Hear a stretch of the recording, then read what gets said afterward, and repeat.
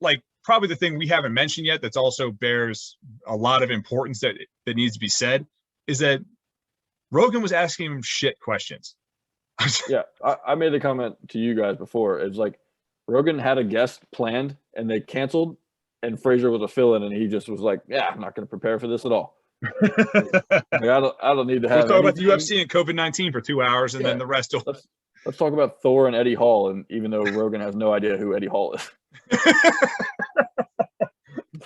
It's like Rogan knows like the coolest people in the world, but like then he just doesn't know thing like you think Eddie Hall is a pretty mainstream fitness like character person.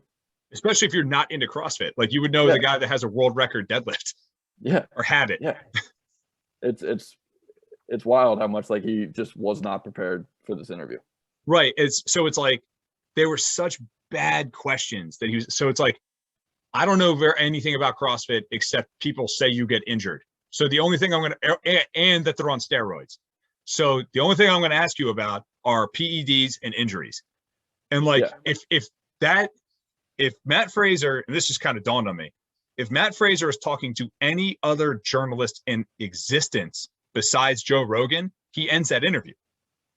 yeah, He says, fuck yeah. you, and then ends the interview.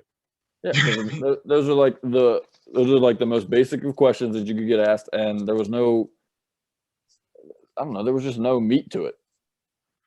What's I'm saying? Like those are like the most like softball, like no homework required, like no thought required kind of questions you can ask a professional CrossFitter.